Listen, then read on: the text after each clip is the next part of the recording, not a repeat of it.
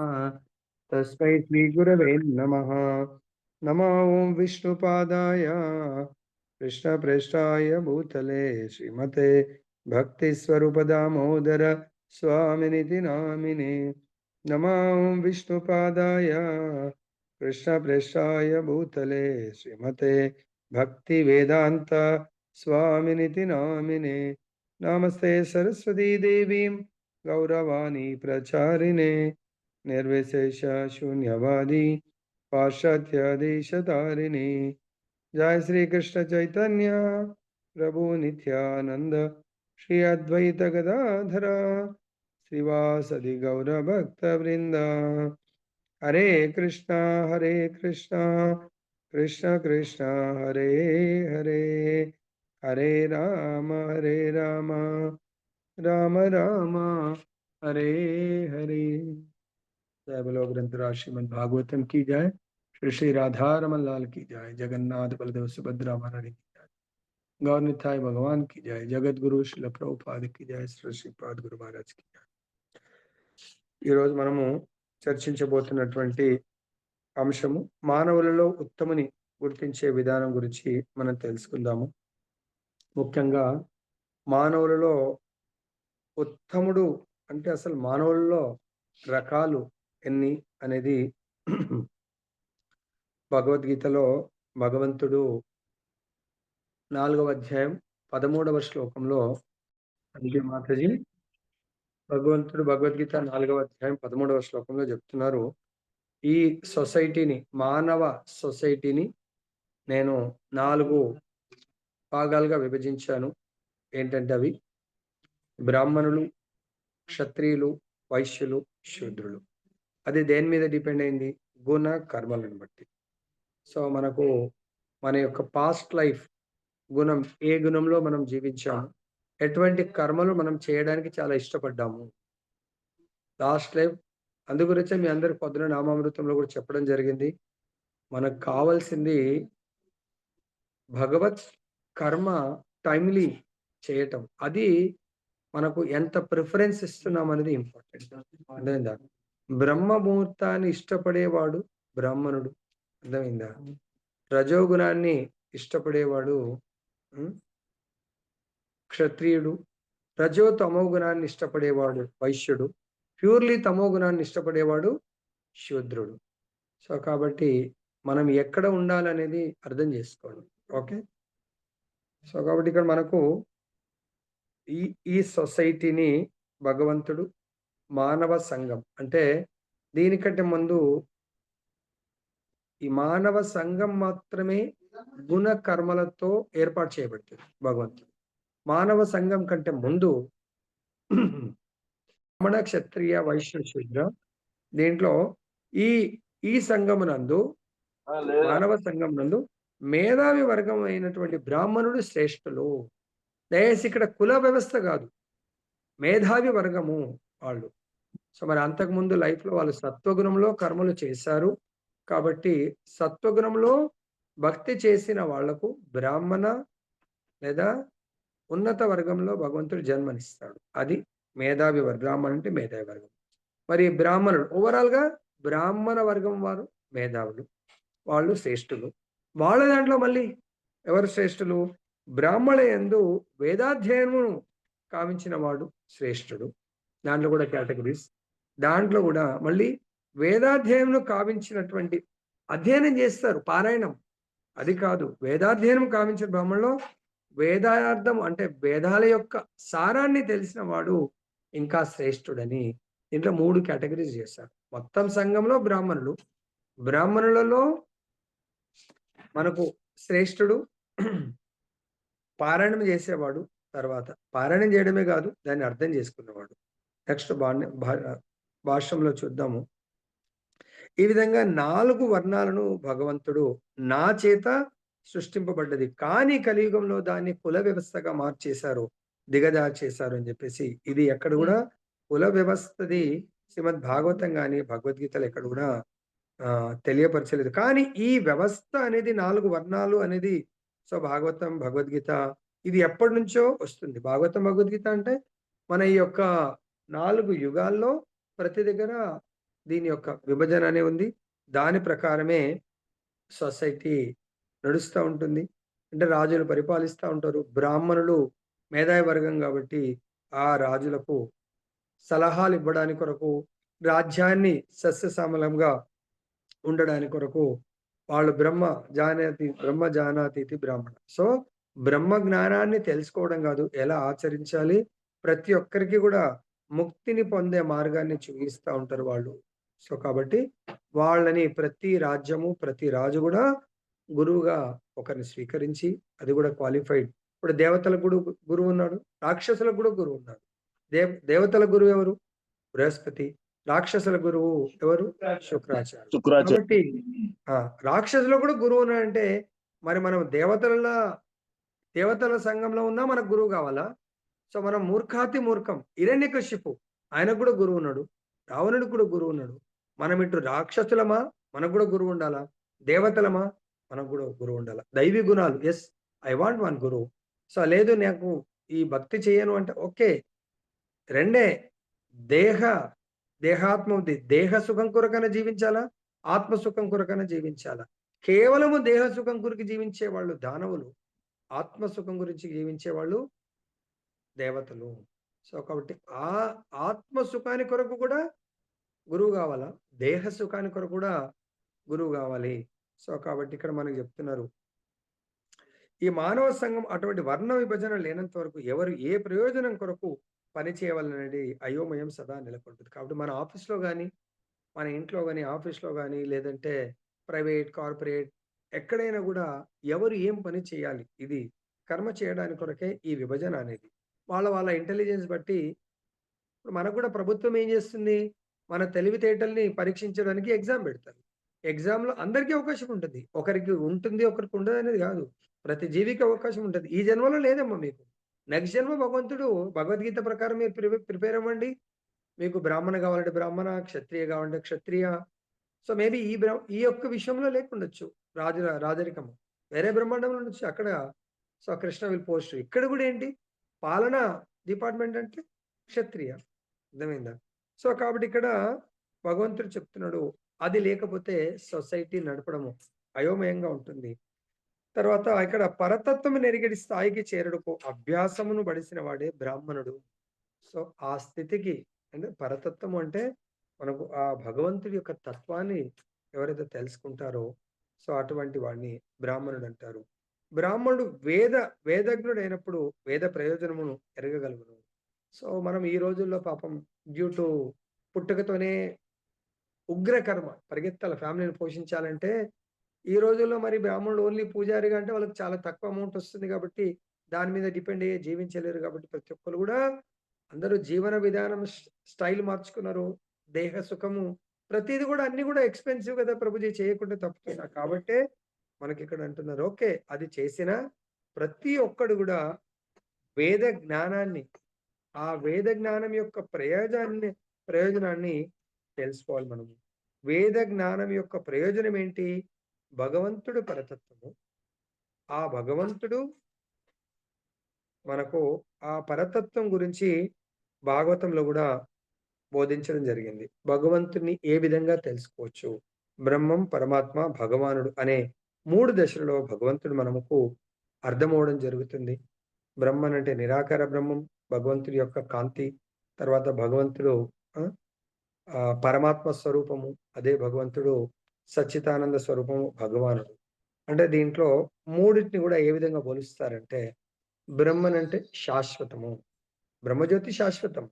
2 పరమాత్మ అంటే శాశ్వతము ప్లస్ సచ్చిత్. సో, జ్ఞానపూర్ణము. తర్వాత ఆనందం ఉండదు. బ్రహ్మజ్యోతిలో ఆనందం ఉండదు. పరమాత్మ దగ్గర అంటే వాళ్ళు జ్ఞానులు అంటే ధ్యాన యోగులు తపస్సు చేస్తా ఉంటారు. అక్కడ గూడా ఆ రియల్ ఆనందం దొరకదన్నట్టు. కేవలం భగవాన్ తత్వంలో సత్ శాశ్వతము, చిత్ దివ్యమైనటువంటి జ్ఞానము అక్కడ మనకుంటుంది. భగవద్ జ్ఞానము, తర్వాత ఆనందం ఉంటుంది. దీనికి మనకు భాగవతంలో ఒక శ్లోకంలో చెప్తారన్నట్టు. ఓకే.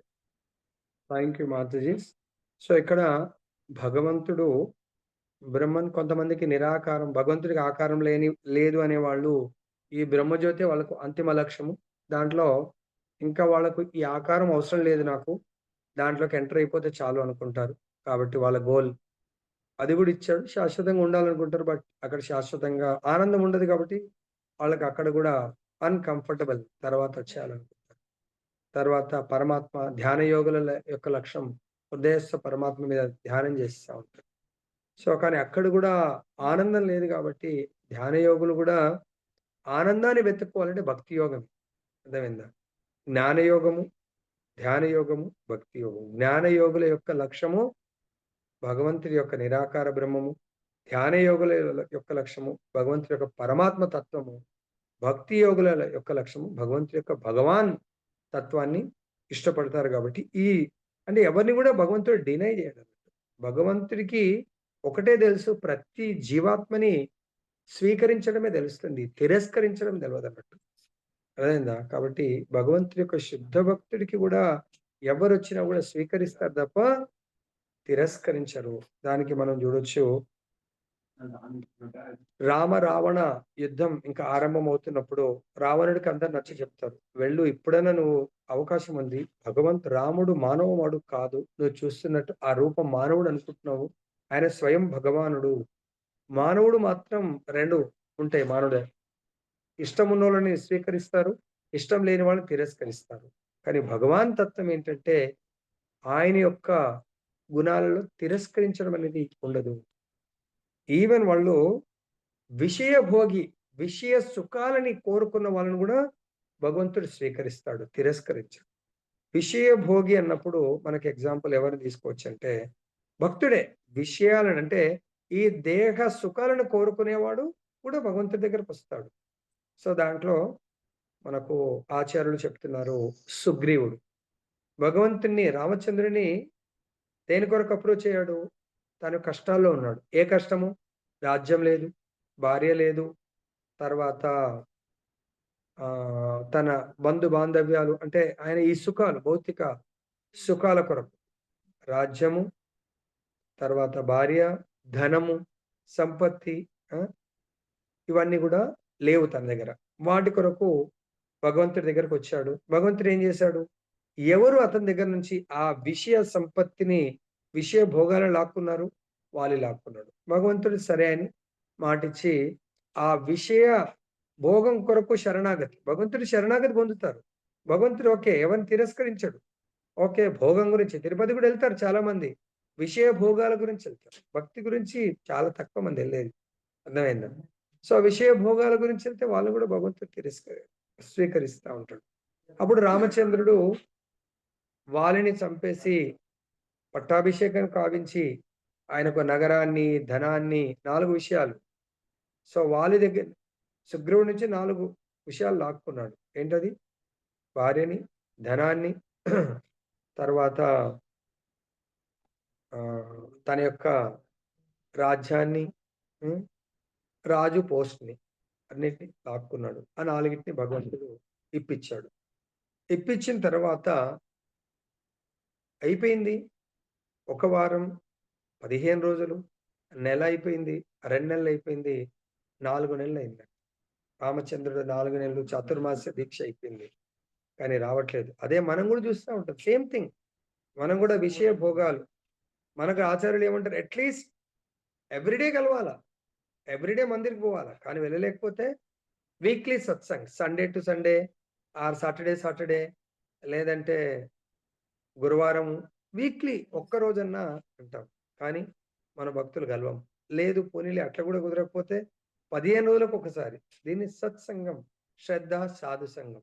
15 రోజులకు ఒకసారి కలవలేము. తర్వాత నెలకు ఒకసారి, పౌర్ణమి టు పౌర్ణమి కొంతమందికి అలవాటు ఉంటుంది. ప్రతి పౌర్ణమికి సత్యనారాయణ కథ చేస్తూ ఉంటారు.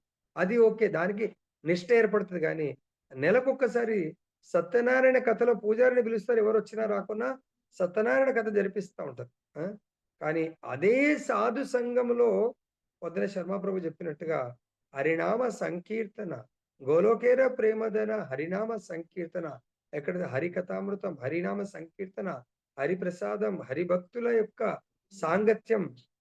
అక్కడ మీకు నవదా భక్తుల్లో అంబరీష్ మహారాజ్ గారు చెప్పినట్టుగా మొత్తం ప్రతి ఇంద్రియం యొక్క సేవని సాధు సంఘంలో మనకు జరుగుతుంది.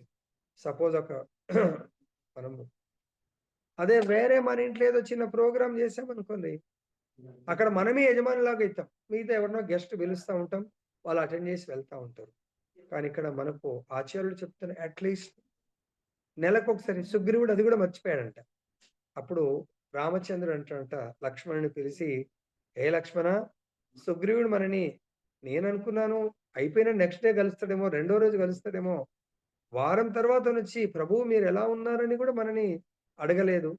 కొన్ని 15 రోజులు, నెల రోజులైంది, 4 నెలలైంది, నా కలవలేదు, నా మిత్రుడు అన్నాడు. అప్పుడు ఇలా కలవలేదు అనగానే లక్ష్మణుడు ఇమ్మీడియట్ గా ధనుర్బాణాలు తీసుకొని, అన్నా ఇప్పుడే ఆయన యొక్క జీవితం ఎండ్ చేయమంటావా అన్నాడంట. మొత్తం కళ్ళంతా ఎర్రగా అయిపోయి, సో ఆయనది ఏదైతే ఆయన ప్రోగ్రామ్ లో చాలా బిజీ ఉన్నాడు కదా, ఆ ప్రోగ్రామ్ ఇప్పుడే మీరు పర్మిషన్ ఇస్తే ఇప్పుడు అనుబాంబు కదా స్మాష్ చేసినట్టు చేయమంటావా అంటే అప్పుడు చెప్తాడంట, హే లక్ష్మణ్, ఆయన నా మిత్రుడు సకుడు అనగానే ఇమ్మీడియట్ గా 1000 బిందెలు మొత్తం శరీరం అంతా ఇట్లా వేడి జ్వాలలు వచ్చినట్టు ముందే లక్ష్మణుడు ఎట్లా ఒకరు మనం కదా వింటర్ సీజన్ లో హా అంటే పొగ వచ్చినట్టు మొత్తం శరీరంలో వస్తుంటే, సో 1000 ఐస్ వాటర్ పోసినట్టు చల్లగా అయిపోయినట్టు లక్ష్మణుడు. ఇంకా ఆయననే సకుడు, తర్వాత నా మిత్రుడు అన్న తర్వాత భగవంతుని మిత్రుని ఎవ్వరు ఏమి చేయలేరు. ఆయన ప్రొటెక్షన్ ఇచ్చేసిండు ఆ ఒక్క పదంతో. అనగానే రామచంద్రుడు అన్నాడంట, హే లక్ష్మణ్, సంవరించడం కాదు ఆయన నువ్వు చేయాల్సింది. కాకపోతే ఆయన కొంచెం భయభ్రాంతులకు గురి చెయ్యు. వెళ్ళి మన యొక్క స్వామి యొక్క కార్యం గురించి మర్చిపోయావు నువ్వు అని చెప్పేసి జస్ట్ గుర్తు చేయు, కానీ ఎటువంటి ఆపద ఆయనకు విపత్తు కల్పించకు అని చెప్తాడంట రామచంద్రుడు. అంటే మీరు అనుకుంటారు ప్రతిరోజు ప్రభుజీ గుర్తు చేయమంటాడు అంటే, ఇది భగవంతుడే గుర్తు చేయమంటాడు. తన భక్తులు మర్చిపోతా ఉంటారు, విషయీ భోగాలలో పడి మర్చిపోతా ఉంటారు. మన భక్తులు కూడా పాపం టైం కాలే కదా, టైం అయినప్పుడు జాయిన్ అవుతా అనుకుంటా ఉంటారు. కాదు ప్రభుజీ, టైం అవ్వటం ఏంది, జపం చేస్తున్నప్పుడు ఓకే, కానీ ఎవరైతే 4 శ్లోకాలు చదువుతా ఉంటారో భక్తుల యొక్క కీర్తన కూడా వినాలా, చదివేప్పుడు కూడా వినాలా, మనకు చాలా మంచిది. ఏమవుతుంది, పని చేసుకోండి. ఏమైనా నెట్ ఇష్యూ ఉన్నోళ్ళు ఓకే, ఏముంటదండి 5 నిమిషాలు. మన దాంట్లో చాలా మంది భక్తులకు వైఫై ఉంది, వైఫై ఉన్నప్పుడు మొబైల్ ఆన్ చేస్తే ఏం ప్రాబ్లం ఉంటుంది, ఏం ప్రాబ్లం. అలా భగవంతుడు ఆ విధంగా తన యొక్క ఒక్కసారి భగవత్ శరణాగతిలోకి వస్తే, భగవంతుడి శరణాగతి, బ్రహ్మజ్యోతి పరమాత్మ కాదు. సో వాళ్ళు మళ్ళీ వాళ్ళ యొక్క గోల్ కూడా మళ్ళీ భక్తి యోగమే.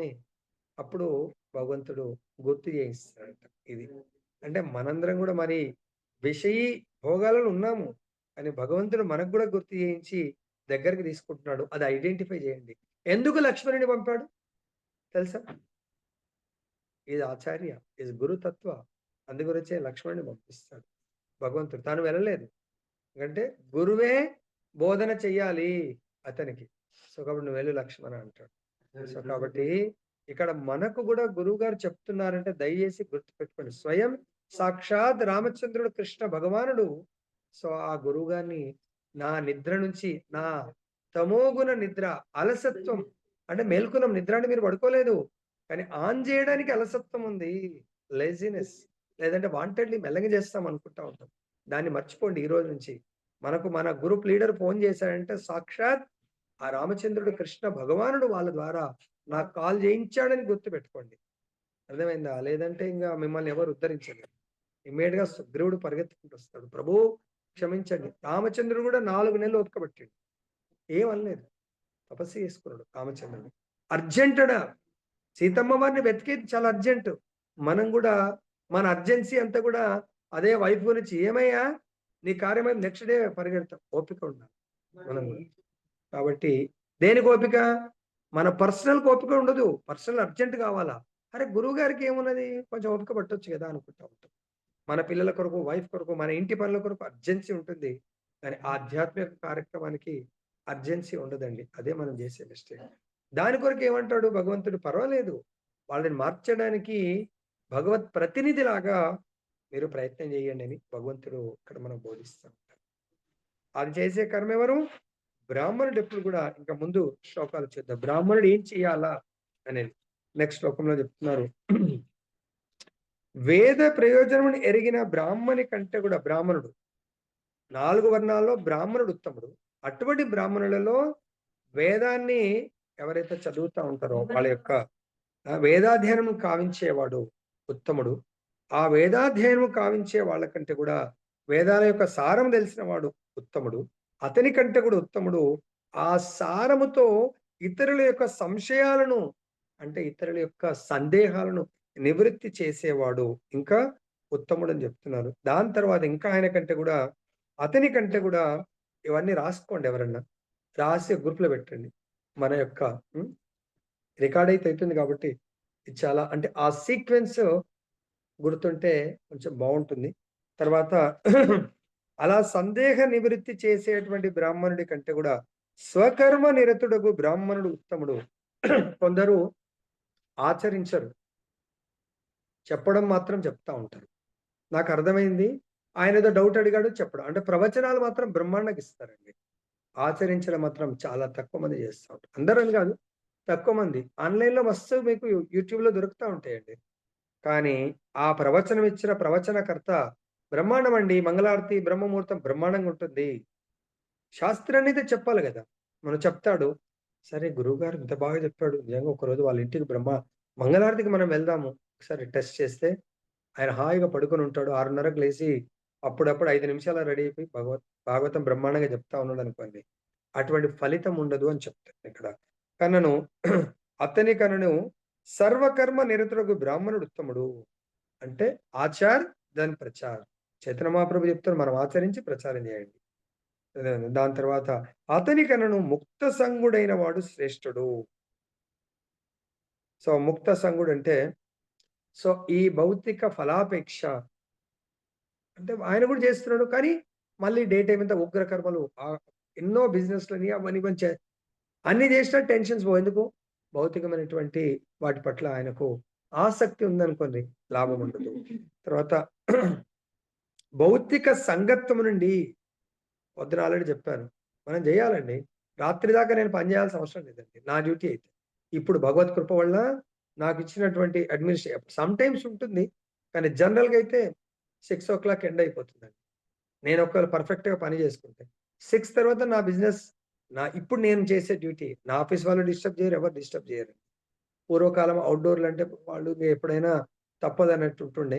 ఇప్పుడు మాత్రం మన దగ్గర టీచర్స్ ఉన్నారు, ప్రైవేట్ అడ్మినిస్ట్రేషన్స్ ఉన్నారు, వాళ్ళు వీళ్ళు ఏం అవసరం ఉంటుందండి, ప్లాన్ చేసుకోవాలి. అదే చెప్తున్నాడు, ముక్త సంగుడైన వాడు శ్రేష్ఠుడు చెప్పడం కదండి. ముక్త సంగుడు అంటే భౌతికత్వంతో మనము వీలైనంత స్పెషల్లీ రిటైర్ అయిన వాళ్ళు 50 దాటిన వాళ్ళు ప్లాన్ చేసుకోవాలండి, లేకుంటే లాభం లేదు.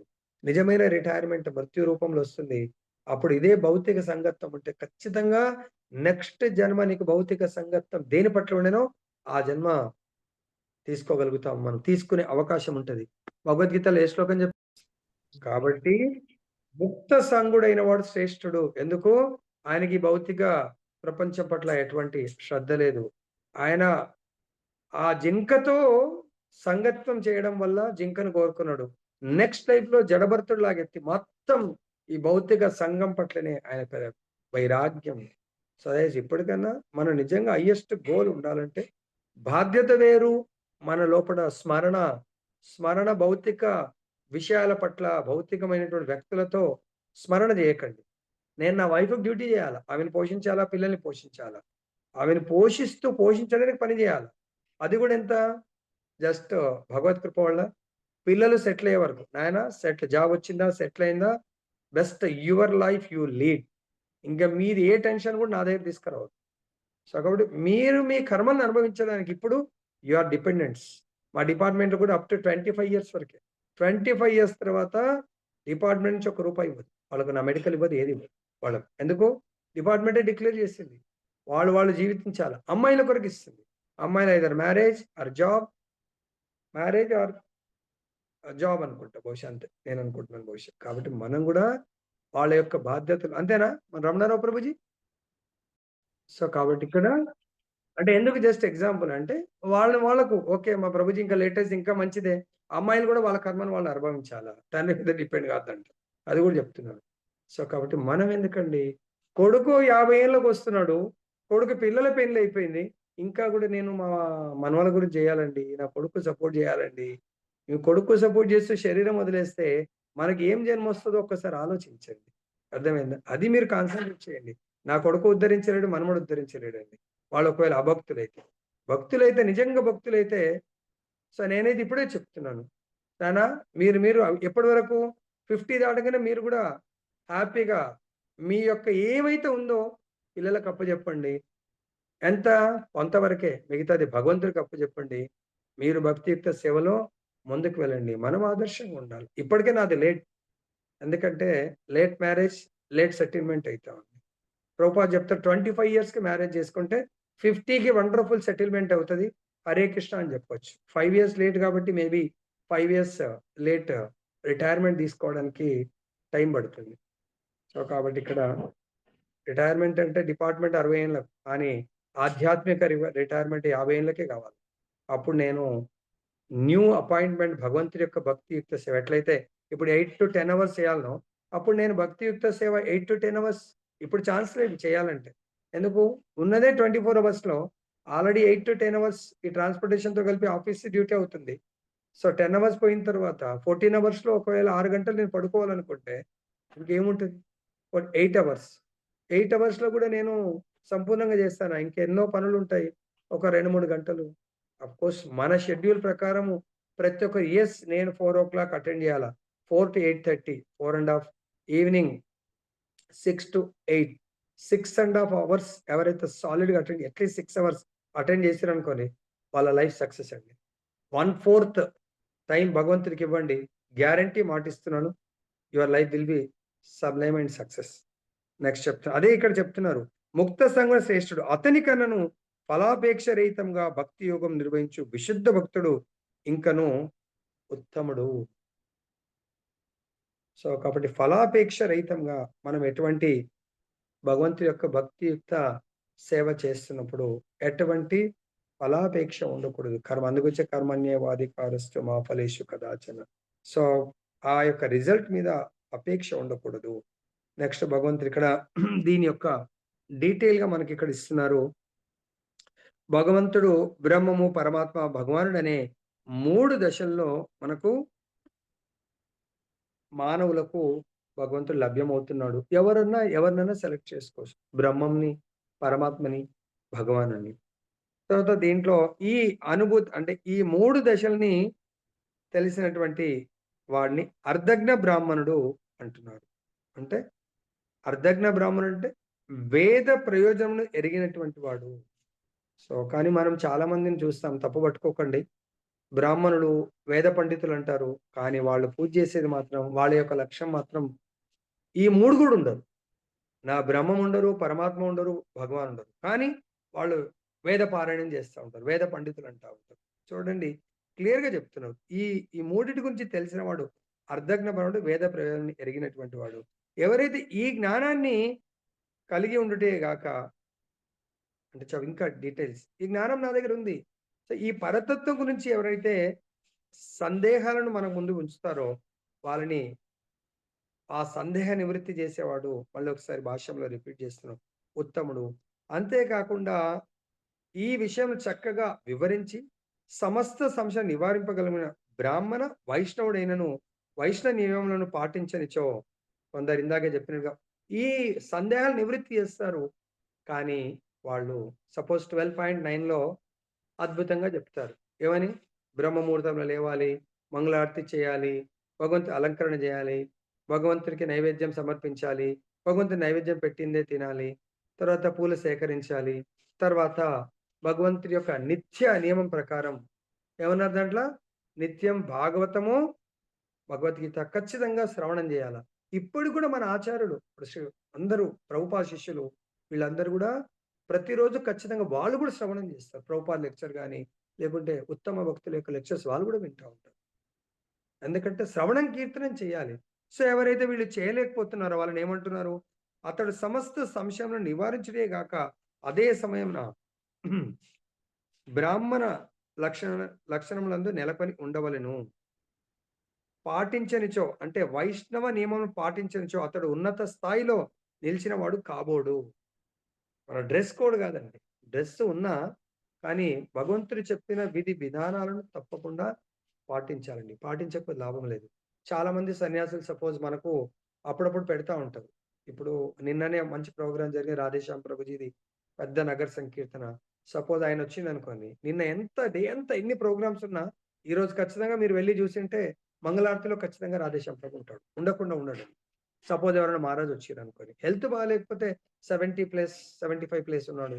వాళ్ళు కూడా కొంచెం ఆరోగ్యం బాగుంటే మంగళారతికి ఖచ్చితంగా వస్తారండి. డే టైమ్‌లో ఎంత రెస్ట్ తీసుకున్నా డెఫినిట్‌గా మన మహారాజు గారు మారేడుపల్లి మహారాజు నేను నైట్ డ్యూటీ సేవ చేస్తా ఉండే కాబట్టి, ఆయన కాళ్ళు బాగున్నప్పుడు ఒక చెయ్యి బాలేకుండే. ఒక్క చేత్తోనే తీసుకొచ్చి వంట చేసి భగవంతుడికి నైవేద్యం వండుతుండేండి. Only single hand. మహారాజ్ నేను వండాలంటే లేదంటుండే. సరే ఏమన్నా కోసియాలంటే కోసియమని చెప్పేవాడు హెల్ప్ చేయడానికి. అది కూడా వద్దంటుండే. మహారాజ్ ఒకే చేయితో కోస్తుండే మహారాజ్. ఒక చేత్తో ఇలా కోసుకుంటూ, ఒక చెయ్యి పని చేయనప్పుడు. అర్థం చేసుకోండి. అది ఉత్తమ భక్తులు ఎప్పుడు కూడా వాళ్ళ ఆచరణతో ఇతరులకు నేర్పిస్తారు. భగవంతుడు అంతే. అవతరించినప్పుడు చైతన్య మహాప్రభు అవతరించారు. నిత్యం భాగవత సేవయ భాగవతం నుండి చైతన్య మహాప్రభు లాస్ట్ లీల అంత్య లీల చేసే వరకు ప్రతిరోజు నామం చైతన్య మహాప్రభు స్వయంగా జపమాల పట్టుకొని నామం చేస్తాడు. ఆ జపమాల ఇప్పటికి కూడా పూరి జగన్నాథ్‌లో మీరు టెంపుల్‌కి వెళ్తే గంభీరలో చైతన్య మహాప్రభు మాల ఉంది.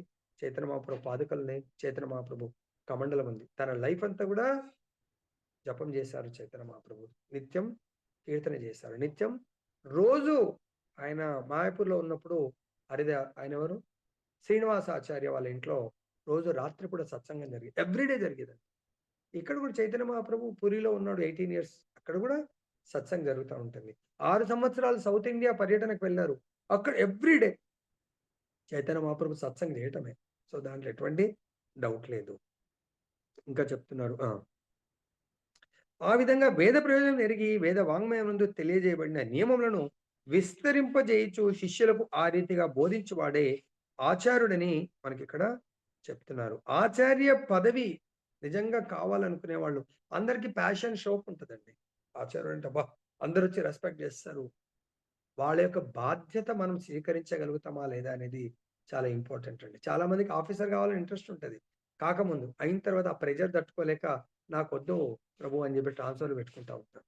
పోస్ట్‌ని నిర్వర్తించడం అనేది. ఇది కూడా ఆచార్య అనేది వాళ్ళకి చెప్పడమే కాదు, బోధించడమే కాదు, వాళ్ళకి ఏ విధంగా దాన్ని నిర్వర్తించాలని ప్రాక్టికల్‌గా చేసి చూయించేవాడే ఆచార్యుడండి. లేదంటే మిగతా వాళ్ళు they are not acharya. They are not qualified to become acharyas. అటువంటి మహాత్ముడు ఉన్నత పదమును అందవలెనని కోరిక లేకుండగానే భక్తియుక్త సేవను కొనసాగించును. ఆచార్యులు ఎప్పుడు కూడా నా ధనం, నా జనం, నా సుందరీం కవితాం వా జగదీశ కామయే మమ జన్మని జన్మనీశ్వరే భవతాత్ భక్తి రహిత గీత్వయి. ఆచార్యులు ఎప్పుడు కూడా పలానా పదవుల గురించి ఆరాటపడరు. పదవులను కోరుకునే కోరు. ఏ ఆచార్యుడైనా అసలు పదవులను టచ్ కూడా చేయరు. ఆ పదవిలు వాళ్ళని వరించడానికి వాళ్ళెంట పరిగెడతా ఉంటాయి. ఈవెన్ ముక్తిని రూపంలో చాలా సార్లు చెప్తా ఉంటారు. ముక్తి ముక్కిలితే రాజ్యది. సో, ముక్తి వాళ్ళకు చేతులు కట్టుకొని నాకు అవకాశం ఇవ్వండి అని అంటున్నారు. వాళ్ళకు అవసరమే లేదండి. వేరెవర్ దే ఆర్ ముక్త పురుషాస్. వాళ్ళ కర్మనే ప్రతి కర్మ కూడా ముక్త కర్మ. నెక్స్ట్ తర్వాత పూర్ణత్వం పడిచిన బ్రాహ్మణుడే వైష్ణవుడు. పరతత్వ జ్ఞానమును కలిగి యుండియు దానిని ఇతరులకు బోధింపజాలని వైష్ణవుడు నిమ్న స్థితిలో ఉన్నట్టివాడు. జ్ఞానం ఉంది కానీ ఇతరులకు బోధింపజాలని వైష్ణవుడు. అందు గురించే మనందరికీ కూడా చైతన్య మహాప్రభు ఏమంటారంటే యారే దేకో తారే కహో కృష్ణ ఉపదేశ్. ప్రభుజీ నాకు దీక్ష అయిపోయింది. నేను బ్రాహ్మణ దీక్ష నేనేది ఇది. కానీ ప్రచారం చేయనటువంటి వైష్ణవుడు చాలా నిమ్న స్థాయిలో ఉన్నటువంటి మీ అందరికి కొంచెం అప్పుడప్పుడు కోపం వస్తా ఉంటది. అరే ప్రభుజీ మాట్లాడితే ప్రచారం చేయమంటాడు, ప్రచారం చేయమంటాడు. ప్రచారం చేసిన వాడు ఉత్తమ స్థితి, ప్రచారం చేయని వాడు నిమ్న స్థితి. ప్రతి గురువు, ప్రతి తల్లి, తండ్రి, ప్రతి టీచర్ కూడా తన నమ్ముకున్నటువంటి స్టూడెంట్ గాని బిడ్డల్ని ఉన్నత స్థితిలో చూడాలని కోరుకుంటారండి. మనకు తెలియదు ఆ విషయం. మన పిల్లలు ఎల్‌కేజీలో, యూకేజీలో, ఫస్ట్ క్లాస్‌లో ఉన్నప్పుడు మనం ఎన్నో కలలు కంటా ఉంటాం. అలానే మనల్ని ఎవరైతే మనకు ఆశ్రయం ఇచ్చినటువంటి గురువుగారు, ఆచార్యుడు మన పట్ల ఆ భగవంతుడికి ఎంత దగ్గరగా కనెక్ట్ చేయాలా? భగవంతుడి వాళ్ళు ఎక్కడున్నా వైకుంఠ వాతావరణంలో ఉండాలి. గోలోక వాతావరణంలో ఉండాలి. ఆ గోలోకనాథుడు కృష్ణ భగవానుడి యొక్క సాంగత్యంలోనే ఉండాలని కోరుకుంటాడు నిజమైన ఆచార్యుడు. దానికి తగ్గటువంటి ఎట్లయితే ఒక డాక్టర్ ఫ్యామిలీ డాక్టర్ ఉన్నారనుకోండి. వాళ్ళు ఎప్పుడు కూడా వాళ్ళ ఫ్యామిలీ డాక్టర్ అన్నకు డబ్బులు ఇస్తా ఉంటారు. వాళ్ళ యొక్క ధర్మం, నిజమైన ధర్మము ఆయన యొక్క శారీరక స్థితి ఫుల్, అంటే ఎటువంటి శరీరంలో మార్పులు లేకుండా పర్ఫెక్ట్ ఆరోగ్యంగా ఉండేట్టుగా చేసేది ఆ డాక్టర్ ధర్మం అండి. చూస్తాం టెస్ట్‌లు మార్నింగ్, ఆఫ్టర్‌నూన్ అన్నీ వాళ్ళ బీపీ, షుగర్, టెంపరేచర్ అవన్నీ కూడా చెక్ చేసుకుంటూ ఏ కొంచెం మార్పొచ్చినా వాళ్ళు మెడికేషన్ చేస్తా ఉంటారు. అట్లనే ఆచార్యుడి యొక్క లేదండి నాకేం టెస్ట్ చేయొద్దు.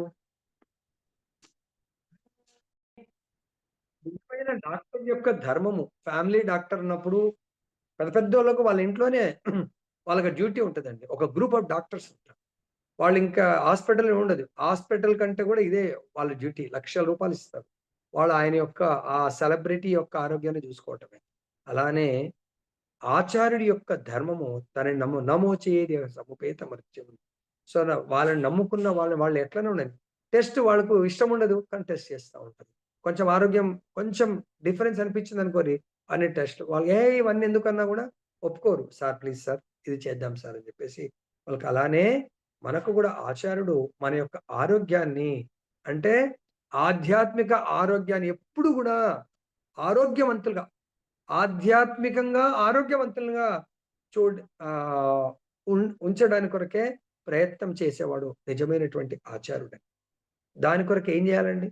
మన యొక్క షెడ్యూల్ ఆయనకు సబ్మిట్ జేయాలి. అప్పుడు ఆయనకు తెలుస్తుంది ఎవరు ఆరోగ్యంగా ఉన్నారా? అనారోగ్యంగా ఉన్నారా? ఎక్కడ ఏమవుతుంది అని జెప్పేసి. డాక్టర్ ఏం జెప్తారు? మెయిన్ డాక్టర్ వేరే వాళ్ళుండి. ఇక్కడ డ్యూటీ డాక్టర్‌న వాళ్ళ యొక్క ప్రోగ్రెస్ అంతా గూడా మెయిన్ డాక్టర్‌కి పంపియమంటారు. పంపిస్తే ఆయన దాని షెడ్యూల్ ప్రకారం గైడ్ జేస్తా ఉంటారు. తర్వాత భగవద్ విజ్ఞానమును అవగతం చేసుకుంటే గాక దానిని ప్రచారం కూడా చేయగలిగిన వాడు మధ్యస్థితిలో ఉన్నటువంటి వాడు. ప్రచారం చేయటే గాక సమస్తమును పరతత్వమందు మరియు పరతత్వమును సమస్తమందు గాంచగలిగిన మహాత్ముడు అత్యుత్తమ వైష్ణవుడు. వైష్ణవుడైన వాడు బ్రాహ్మణత్వమును అదివరకే పొందినట్టి వాడని ఇచ్చట పేర్కొనబడింది. నిజమునకు మనుజుడు వైష్ణవుడైనప్పుడే బ్రాహ్మణత్వమును పూర్ణత్వంగా సిద్ధించగలదు. సో, కాబట్టి వైష్ణవుడు, సంపూర్ణ వైష్ణవుడు అంటే ఆయన లోపల ఆల్రెడీ బ్రాహ్మణత్వం ఉంటది. కొన్నిసార్ల చెప్పాం గదా! బ్రాహ్మణులలో ఎన్ని కేటగరీస్ ఉన్నాయి. మనం డిఫరెంట్ లెవెల్స్‌లో ఉన్నామనుకోని అక్కడ సంపూర్ణ బ్రాహ్మణత్వం ఉండదు. సో, భగవంతుడిని మనం యాక్సెప్ట్ చేసి ఈ యొక్క క్వాలిటీస్‌లో ముందుకు వెళ్తే ఆల్రెడీ యూ ఆర్ ఎ బ్రాహ్మణ. నెక్స్ట్ కనుక భగవంతుడు నా ఎడ కపిల భగవానుడు నా ఎడ అనన్య చిత్తుడై సమస్త కర్మలను, ప్రాణమును నిరంతరము నా కొరకే నియోగించి అంకితము కావించు వానికనను అధికుని నేను గాంచబోను. సో, ఎవరైతే సర్వస్వాన్ని తన కొరకు సమర్పిస్తారో అటువంటి వాడు నాకు చాలా ప్రియమైన వాడు అంటున్నాడు. దానికి మనకు భగవంతుడు 12వ అధ్యాయం 20వ శ్లోకంలో చెప్తున్నారు చూడండి. ఈ 33 శ్లోకంలో చెప్పినట్టుగా మనకు భగవద్గీతలో గూడా సమస్తము నా కొరకే. ఇంకా వాళ్ళ కొరకు అంటూ లైఫ్ పర్సనల్ అనేది ఏముండదు. సమస్త కర్మలు మరియు ప్రాణము అంటే ఇక్కడ వాళ్ళ జీవితం మొత్తం భగవంతుడికి అంకితం చేసే వాళ్ళకంటే ఇంకా వేరే వాడు నాకు అధికుడు ఎవడు కనబడడు నాకు అని చెప్తున్నాడు. నెక్స్ట్ భాష్యంలో చెప్తున్నారు. ఈ అన్యాభిలాషిత శూన్యం భక్తి రసామృత సింధులో మనకు చెప్తున్నారు రూపగోస్వామి పాదుల వారు. అన్యాభిలాషిత శూన్యం జ్ఞాన కర్మాది అనావృతం ఆనుకూల్యేన కృష్ణానుశీలనం భక్తిరుత్తమ. సో, అక్కడ వాళ్ళు కంప్లీట్‌గా ఇంకా వేరే అభిలాష అంటే అభిలాష ఎవరికుంటుంది? 2 రకాలు. దేహాభిలాష, ఆత్మాభిలాష. ఆత్మాభిలాష అంటే భగవంతుడు ఏం కోరుకుంటే అది భగవంతుడి కొరకు చేయటం అన్నట్టు. భక్తునిష్టము, భగవానిష్టము ఒకటే ఉంటుంది. ఇంకా సమదర్శ అంటే దాంట్లో ఎటువంటి డిఫరెన్సెస్ ఉండవన్నట్టు. దీనికి ఎలా మరి దాన్ని గుర్తించాలి అనేది భక్తులు కన్‌ఫ్యూజన్ అవుతా ఉన్నారు కాబట్టి, చైతన్య మహాప్రభు భక్తావతారము అంటే కృష్ణ భగవానుడే చైతన్య మహాప్రభు రూపంలో భక్తావతారం ఎత్తి శ్రీకృష్ణుడే ఆరాధ్య దైవము. తర్వాత ఆ భగవంతుడిని సేవించడమే భక్తుడి యొక్క అంతిమ లక్ష్యము అనేది భగవంతుడి అభిరుచితో భక్తుడి అభిరుచి ఏకత్వం అంటే ఆ భగవంతుడి యొక్క టేస్ట్, భగవంతుడి కోరికతో మనం ఏకీభవించడము అని చైతన్య మహాప్రభు మనకు బోధించడం జరిగింది. కానీ కొన్నిసార్లు చాలామంది మూర్ఖులు, నిరాకారులు ఏకమవ్వడం అంటే భగవంతునిగా మనకు ఏమి అభిరుచి ఉండకూడదు. భగవంతుని లోపల లీనమైపోవటం అని చెప్పేసి కొంతమంది వాదిస్తా ఉంటారు. అది మూర్ఖులు కానీ నిజమైనటువంటి భక్తులు ఎట్లయితే మనమున్నాము, మన తల్లి ఉంది. తల్లి తన బిడ్డను గర్భంలోనే ఉంటే ఇంక నా బిడ్డ ఎవరికి కనబడకూడదు, నాలోనే ఉండే ఏ తల్లి కోరుకోదు. దాంట్లో కొంతవరకే ఆనందం ఉంటుంది. కానీ ఎప్పుడెప్పుడా అని తల్లి కలలు కంటా ఉంటుంది. ఈ గర్భంలోంచి నేను ఇప్పుడంటే స్కానింగ్ ద్వారా అమ్మాయా? అబ్బాయా? సో ఇద్దరా? ఒక్కరా? అని తెలిసిపోయింది. పూర్వకాలం ఇవన్నీ ఏమి లేకముందు ఆ తల్లి కలలు కంటా ఉంటది. ఎప్పుడెప్పుడు నా కొడుకు బయటకొస్తాడా? ఎప్పుడు నేను వాడికి డ్రెస్ ఎయ్యాలా? ఎప్పుడు స్నానం జేపియాలా? ఎప్పుడు నేను పాలివ్వాలా? ఎప్పుడు నేను వాడిని ఇలా ఎన్నో కలలు కంటూ ఎప్పుడు వాడిని అదే గాకుండా వాడు పెద్దగై ఏమవ్వాలి అనేది గూడా కలలు కంటా ఉండు. ఇండివిడ్యుయాలిటీ. మనం అదే గర్భంలో ఉండాలని చెప్పేసి ఎందుకు కోరుకోదు? ఏకమేగా గర్భం అంటే లోపలనే ఉంటుంది. అలా మూర్ఖులు భగవంతుడి లోపల ఏకమవ్వటంలో ఆనందం లేదు. భగవంతుడు వేరు, మనం వేరుగా ఉన్నప్పుడే అప్పుడు ఆనందం ఉంటది. ఎటువంటి ఆనందం ఉంటుంది? ఎట్లయితే తల్లి, తండ్రి ఎప్పుడెప్పుడు నా కొడుకు మా ఇంట్లో ఆడుతా ఉంటాడు, పాడుతా ఉంటాడు. ఎప్పుడెప్పుడు వాడిని సేవ చేయాలా? సేవా కార్యమునందు భగవంతుడు ప్రభు, తర్వాత మనము దాసులము. మనకు భగవంతుడికి మధ్య సంబంధము సేవతో ఈ 3 విషయాలు అంటే 3 విషయాలు ఇన్వాల్వ్‌మెంట్. భగవంతుడి యజమాని, మనము సేవకులము. మనకు భగవంతుడికి సంబంధము సేవతో సంబంధం. భోక్తారాం యజ్ఞ తపసాం సర్వలోక మహేశ్వరం. జ్ఞాత్వా మాం శాంతిమృచ్. అంటే మనకు పరమ శాంతి దొరకాలంటే కేవలము ఆ భగవంతుడిని మనం మిగతా ఎంతమందిని సేవ చేసినా శాంతి ఉండదు. కారణం ఏంటండి? అసలైన శాంతిని ప్రసాదించేటువంటి భగవంతుని సేవ చేయకపోవడము. భగవంతుని సేవిస్తూ ఇతరులను సేవించండి. అప్పుడు మీకు అశాంతి అనేది దరిదాపులకు గూడా రాదు. సో వాళ్ళేం జేస్తారు? తన ప్రాణమును అంటే తనేమంటారు? తన జీవనమే మనకు కూడా సాంగ్‌లో ఏదో సాంగ్‌లో ఉంటది. మనకు ప్రాణధనము భగవంతుడు కావాలి. ప్రాణం అంటే నా జీవిత సారము. నా జీవితమే భగవంతుడి కొరకు అంకితము. నిన్న గూడా ఏదో వచ్చింది మనకు. నిన్నటి శ్లోకంలో. జీవితం అంటే మనం మన యొక్క ఈ జీవన ప్రయాణంలో ఎన్నో కర్మలు చేస్తా ఉంటాం.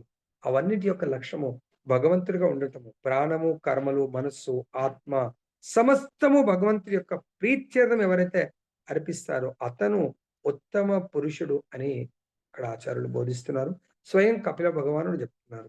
తర్వాత అకర్తుహు అనగా కర్తృత్వ భావన లేకుండా అని భావము. ఫలమును భోగించుటకు ప్రతి ఒక్కడు తన కర్మలకు యజమానిగా, కర్తగా కావాలనుకుంటాడు. కానీ నిజమైన భక్తుడు మాత్రం ఆ విధంగా నేను చేసే పనికి నేనే యజమానిని, నాకే పేరు, ప్రతిష్ట రావాలని కోరుకునేవాడు నిజమైన భక్తి కాదు. భక్తిలో కూడా చాలా మంది ఉన్నతమైనటువంటి భక్తి చేస్తారు. కానీ అన్‌సీన్ ఎవరికి కూడా ఆ పేరు, ప్రతిష్ట పలానా అనేది గుర్తింపును మాత్రము కోరుకోరు. ఇది ఉత్తమ భక్తుల యొక్క లక్షణము.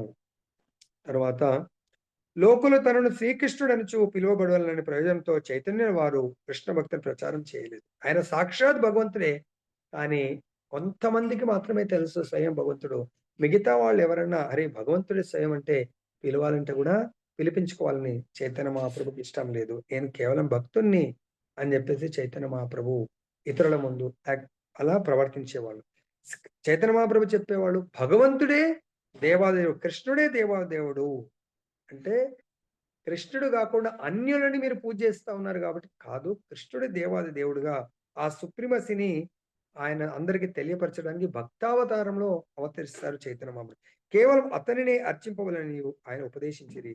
పరమ అంతరంగిక సేవకుడైన భక్తుడు దేనిని కూడా తన కొరకు కావింపడు. ప్రతి కార్యమును అతడు కృష్ణ ప్రీత్యర్థమే నిర్వహించును కనుకనే మై సన్యస్త కర్మణః నాకే మనస్సును అర్పించి కర్మ అని స్పష్టంగా తెలుపబడింది. భక్తుల లక్షణములు ఇవి. మానవులందరిలో ఉత్తమ భక్తుడు మనకిక్కడ ఆల్రెడీ 9 శ్రీమద్ భగవద్గీత 9.34లో గూడా మనకు చెప్పడం జరిగింది. 9.34 ఫైనల్ భగవంతుడు కపిల భగవానుడు మానవుల్లో అత్యంత శ్రేష్ఠుడు.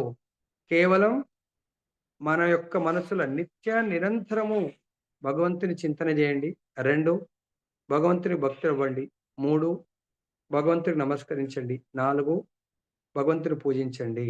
ఈ 4 విషయాలు చేసిన వాడికి ఎటువంటి సుకృతి దొరుకుతదో లాస్ట్ ఒక 1 మినిట్‌లో లీల చెప్పి ఎండ్ చేస్తాను. ఈ లీల అద్భుతంగా ఉంటుంది.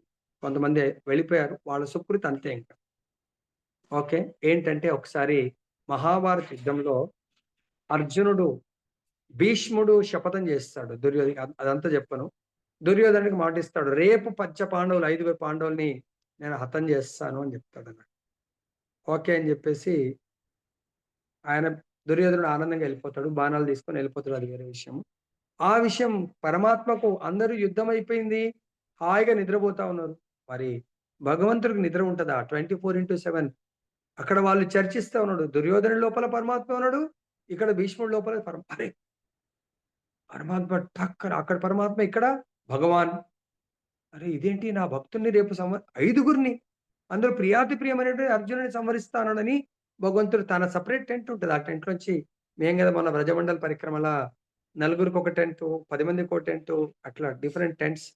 కృష్ణుడు తన టెంట్‌లోంచి పరిగెత్తుకుంటూ వస్తాడు అర్జునుడి దగ్గరికి. సో, టెంట్ దగ్గరకొస్తే అర్జునుడి యొక్క టెంట్‌లోంచి సౌండ్ వస్తుందంట. కృష్ణ కృష్ణ కృష్ణ కృష్ణ. అప్పుడు భగవంతుడి యొక్క అంటే ఇక్కడేమన్నారు? నీ మనస్సులో సదా స్మరించడము. మనస్సులో సదా స్మరించడం వల్ల ఆ సౌండ్ వైబ్రేషన్ బయటకు. సో, అప్పుడు అర్జునుడు టెంట్‌లోకి వెళ్తే అంటే ఆచార్యులు చెప్పింది దీన్ని పాజిటివ్‌గా మనం ఎలా ఉండాలనో. ఒక కాలు ద్రౌపది అర్జునుడి యొక్క పాదసేవ చేస్తుంది. డిస్టర్బ్ గాకుండా పడుకున్నాడు అర్జునుడు. తర్వాత కృష్ణ భగవానుడొచ్చి అర్జునుడి యొక్క పాదసేవ చేస్తుంది. ద్రౌపది షాక్. ఏంటి కృష్ణ అని. సో, ఎప్పుడైతే ద్రౌపది అండ్ కృష్ణుడు స్వయం సేవ చేస్తున్నాడో, బ్రహ్మాది దేవతలు అక్కడికొచ్చేసి ఇంకా ఆ యొక్క కీర్తనలాగా అయిపోయిందండి. అర్జునుడు పా కృష్ణ అని నామం పలకడము, వీళ్ళు బ్రహ్మ, శివ వాళ్ళు గూడా టక్కన అక్కడికి వచ్చి ఆ కీర్తన నృత్యం జరుగుతా ఉంది. తర్వాత అర్జునుడు లేసేసరికి మళ్ళీ ఎక్కడి వాళ్ళు అక్కడ వెళ్ళిపోయి, అప్పుడు భగవంతుడు అర్జునుడికి ఆదేశం ఇస్తాడు. "హే అర్జున్! నువ్వెళ్ళి ఇలా దుర్యోధనుడు నీకు మాటిచ్చాడు గదా! ఆ బాణాలని ఇప్పుడు తీసుకొచ్చేసేయి 5 బాణాలు" అని చెప్పడం జరుగుతుంది. అలా భగవంతుడు గూడా తన భక్తులకు ఎలా స్పందిస్తాడో చూడండి. అది రెసిప్రొకేషన్ శుద్ధ భక్తులతో, ఉత్తమ భక్తులతో. ఓకే. మనం ఇంతటితో ముగిద్దాం. జై బోలో గ్రంథరాజ్ శ్రీమద్ భాగవతం की जय। श्री श्री राधा रमन लाल की जय। जगन्नाथ बलदेव सुभद्रा महारानी की जय। गौर निताई भगवान की जय। जगत गुरु श्रील प्रभुपाद की जय। श्री श्री